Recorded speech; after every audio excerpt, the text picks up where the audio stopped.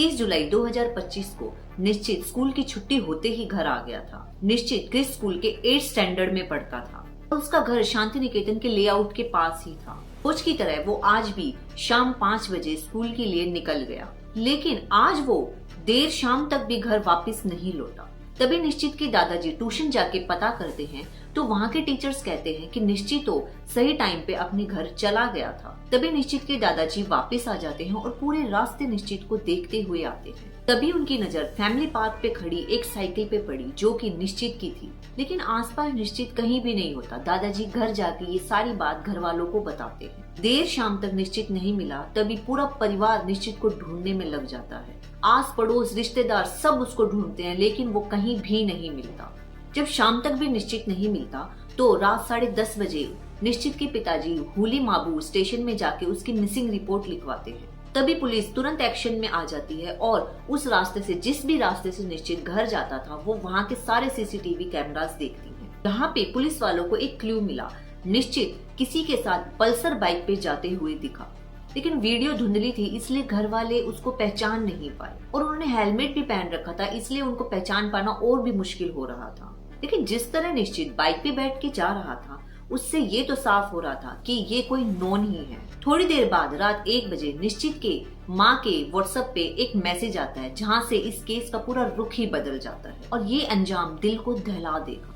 Now, in a chilling crime reported from Bengaluru's Hulimavu police limits, a 13-year-old boy named Nishchit was kidnapped and murdered, triggering a swift and intense police investigation. 13 साल का निश्चित अपने परिवार का इकलौता बेटा था और उसके पिताजी बेंगलुरु में असिस्टेंट प्रोफेसर थे और माँ सविता आईटी कंपनी में जॉब करती थी और उनके दादाजी उनके साथ ही रहते थे। जो बच्चा कभी किसी को बिना बताए घर से बाहर नहीं जाता था, आज वो अचानक ऐसे कहाँ चला गया। निश्चित की माँ के पास जो फोन आया था वो एक किडनैपर का था जो कि 5 लाख की डिमांड कर रहा था और धमकी भी दी, अगर किसी को बताया तो वो उसको जान से मार देंगे। निश्चित के पूरे परिवार के पैरों तले जमीन खिसक गई। घर वाले उसकी सारी बात मान गए और उन्होंने कहा कि इसके बाद उनका बेटा उन्हें वापस चाहिए, लेकिन निश्चित के पिताजी ने पुलिस वालों को इन्फॉर्म कर दिया क्योंकि उन्हें कहीं न कहीं ये डर था कि क्या भरोसा है कि पैसे देने के बाद वो उसके बेटे को वापस दे दे। पुलिस वालों ने इस नंबर को ट्रैक करना शुरू कर दिया जहाँ से ये कॉल आई थी। थोड़ी देर बाद निश्चित के माँ के पास एक व्हाट्सएप मैसेज आता है जिसमें लिखा होता है कि तुम मेरे पैसे दे दो, मैं तुम्हारे बच्चे को सही सलामत पहुँचा दूंगा। निश्चित के घर वालों ने कहा कि ये पैसे कहाँ पहुँचाने हैं, तो उसने व्हाट्सएप किया कि मैं तुम्हें जल्दी ही बता दूंगा। पुलिस सभी मैसेज पे नजर रख रही थी और इंतजार कर रही थी नेक्स्ट मैसेज कब आएगा और किडनैपर लोकेशन बताएंगे। थोड़ी देर बाद किडनैपर्स ने पैसे लेके चला चारा मेट्रो स्टेशन पे बुलाया। जैसे ही निश्चित के पिता मेट्रो स्टेशन पे पहुंचे, पुलिस वाले भी इनफॉर्मल ड्रेस में उनके पीछे पीछे गए, लेकिन वहाँ पे कई देर इंतजार करने के बाद भी कोई नहीं आया। थोड़ी देर बाद व्हाट्सएप पे एक और मैसेज आता है जिसमें उन्होंने वेगा सिटी मॉल के पास कूड़ेदान में पैसे डालने को कहा, लेकिन इस बार निश्चित के पिता बिना पुलिस को बताए वेगा सिटी मॉल चले जाते हैं। जैसा किडनैपर्स ने कहा था, निश्चित के पिताजी पैसे को डस्टबिन में डाल देते हैं और दूर खड़े होकर इंतजार करते हैं कि उनका बेटा उनके पास कब आएगा। कई देर वेट करने के बाद जब वहाँ पे कोई नहीं आता तो निश्चित के पिताजी उसी नंबर पे दोबारा कॉल करते हैं जिस नंबर से उनके पास मैसेज आया था, लेकिन वो फोन अब स्विच ऑफ आ रहा था।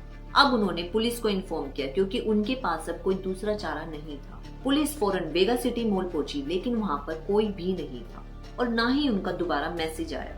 और शॉकिंग बात तो ये थी कि जिस नंबर से किडनैपर्स कॉल कर रहे थे वो आउट ऑफ कंट्री शो हो रहा था। निश्चित को गुम हुए 12 घंटे से भी ज्यादा हो गए थे, लेकिन उसका अभी तक भी कोई अता पता नहीं था। फिर एक दिन अचानक 5:30 बजे कगालीपुर गांव के पास एक आदमी बकरी चराने आया और उस आदमी ने वहाँ पे एक लाश पड़ी देखी। तभी वो तुरंत पुलिस को इन्फॉर्म कर देता है। डीसीपी और रूरल एसपी के साथ जब वो वहाँ पहुँचते हैं तो वहाँ एक अधजली बॉडी मिलती है और चेहरा पूरी तरह से जला होता है, लेकिन बॉडी के साइज से पता चल रहा था कि ये लाश किसी बच्चे की ही है।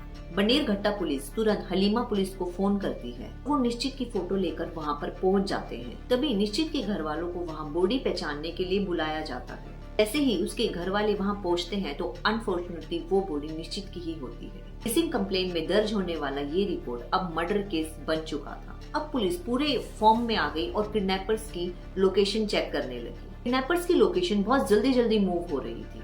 अब इस केस में इंटेलिजेंस ब्रांच और सेंट्रल क्राइम ब्रांच भी साथ हो गई। तभी डीएसपी नारायणा को किडनैपर के एक अल्टरनेटिव नंबर का क्लू मिलता है, जिनकी मूवमेंट वहां टावर लोकेशन में हो रही थी।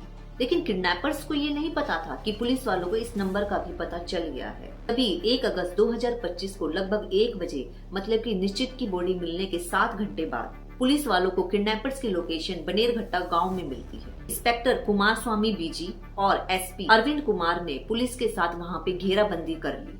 किडनैपर स्कूटी पे भाग रहे थे, लेकिन पुलिस वालों ने उन्हें सरेंडर करने के लिए कहा। उन्होंने सरेंडर नहीं किया, बल्कि उल्टा एक पुलिस वाले पे चाकू से वार किया। तभी पुलिस वालों ने सेल्फ डिफेंस में एक किडनैपर के दोनों पैरों पे और दूसरे किडनैपर के एक पैर पे गोली फायर कर दी और उन दोनों को अरेस्ट कर लेते हैं। अब निश्चित के फैमिली वालों को किडनैपर्स को देखने के लिए बुलाया जाता है। उसको देख के उनके होश उड़ जाते हैं, क्योंकि इस पूरे गेम का मास्टरमाइंड कोई और नहीं, उनके खुद का ड्राइवर गुरुमूर्ति होता है। गुरुमूर्ति बेंगलुरु के व्यूवर्स कॉलोनी में रहता था और वो 27 साल का था और वो एक ड्राइवर यू कंपनी में एक ड्राइविंग का काम करता था। ये कंपनी प्राइवेट कार ओनर्स को ड्राइवर प्रोवाइड करती थी। निश्चित के घर वालों ने गुरुमूर्ति को पर्सनल ड्राइवर के तौर पर इसको कंपनी से हायर किया था। ये हायरिंग ऐप के थ्रू नहीं हुई थी। गुरुमूर्ति ने निश्चित के घर वालों को ऐप से भी कम चार्जेस में वहाँ काम करने के लिए मना लिया, लेकिन निश्चित के घर वाले उसके एक अतीत से अनजान थे। गुरुमूर्ति के अगेंस्ट साल 2020 में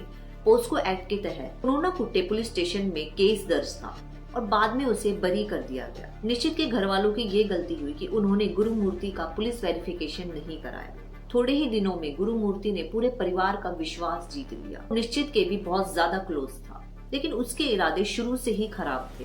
वो घर वालों की फाइनेंशियल कंडीशन भी देख चुका था। उसे पता था कि इनकी फाइनेंशियल कंडीशन बहुत अच्छी है और वो ये भी देख चुका था कि निश्चित उनका इकलौता बेटा है और सब उसे बहुत प्यार करते हैं, इसलिए घर वाले उसके लिए कुछ भी कर सकते हैं। इसलिए उसने निश्चित को टारगेट बना लिया ताकि वो घर वालों से पैसे ऐड सके। उसे सारे घर वालों का डेली रूटीन पता था, इसलिए उसने उसी के अकॉर्डिंग प्लान तैयार किया। इस रात निश्चित गायब हुआ। उस रात पहले गुरुमूर्ति ने निश्चित को कहा कि वो उसे चाट खिलाने ले जा रहा है, इसलिए निश्चित साइकिल पार्क में खड़ी करके गुरुमूर्ति के साथ चला गया। चाट खिलाने के बाद उसने निश्चित को कहा कि वो उसे एक सरप्राइज देगा और उसे वो बहला फुसला के ले गया। वो पहले भी उसे ऐसे ही चाट खिलाने ले जाता था ताकि प्लान वाले दिन उसे कोई भी दिक्कत ना हो। गुरुमूर्ति ने इस प्लान में गोपाला कृष्ण को भी अपने साथ शामिल किया।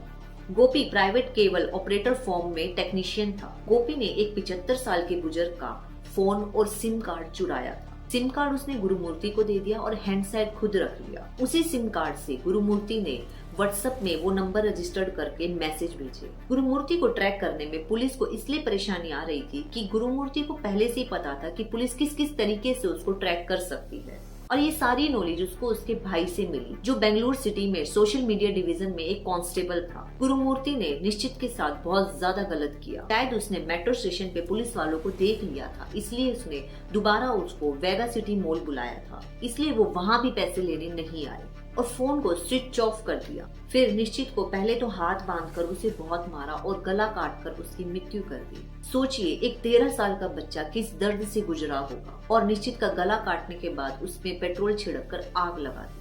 आज का कलयुग तो ऐसा है कि आप किसी और तो छोड़ो, अपने पे भी विश्वास नहीं कर सकते। आजकल के ड्राइवर, हाउसकीपर और नैनी को तो आप लोग बहुत सोच समझ के अपने घर में रखिए। इनके इरादे क्या हैं और ये किस इरादे से आपके घर में आ रहे हैं, कोई नहीं जानता। इनको रखने से पहले पूरा इनका जो भी अतीत है, पुलिस वेरिफिकेशन सब कुछ करा ले, क्योंकि आज के टाइम पे किसी का कोई भी भरोसा नहीं। अगर आपको वीडियो अच्छी लगी तो कमेंट करके जरूर बताएं। Thank you.